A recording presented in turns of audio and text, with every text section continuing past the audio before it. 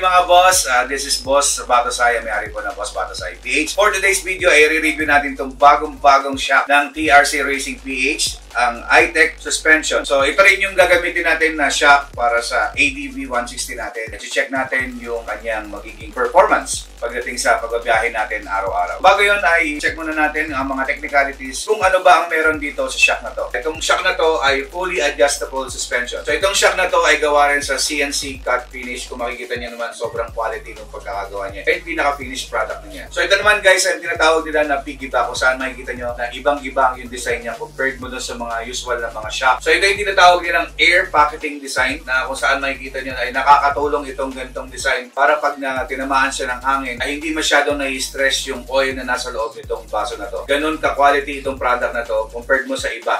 Of course, ito, papakita ko sa inyo kung ilan yung clicks na pwede nyong i-adjust dito sa kanyang pinaka-rebound. Pwede kayong mag-adjust hanggang 18 clicks. So dito naman sa pinaka-settings niya para sa compression, meron tayong makikita nyo dito sa bandang likod, makikita nyo yung pinaka soft and hard option. So dito na sa likod nyo i-adjust yung pinaka-compression niya na meron 24 clicks. So ngayon guys ay gagamit naman tayo ng measuring caliper para sukatin natin yung pinaka-rod ng suspension. So check natin guys. Malabas ito ay 14mm. At i-check din natin kung anong size ng kanyang pinaka-spring. So dito sa ating gamit na spring ngayon ay lumalabas ang 7mm. So para sa product nito, meron din siyang extra spring. Kung saan mapapansin nyo itong dalawang spring na hawak natin. So ito yung malambot na spring na pwede nyo ipalit dito sa mas makapal na spring. So depende na lang kung saan nyo gagamitin or anong ride yung gagawin niyo para magamit nyo itong mga spring na to. So papakita ko sa inyo guys kung ano naman ang sukat itong malambot na spring. Kung dito sa makapal na spring ay may sukat na almost 7mm, para dito naman sa mas manipis, ang sukat niya ay 6.5mm.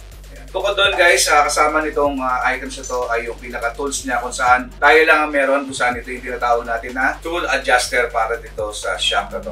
Ayan. Para sa pag-adjust natin ng compression, ito yung tools na gagamitin natin. Ayan, para maluwagan natin and para maikot natin yung compression niya, para ma-adjust natin. Kasama din dito ay yung sticker mismo ng suspension. Again, ako nga pala si Boss Batosay and maraming salamat po sa inyo.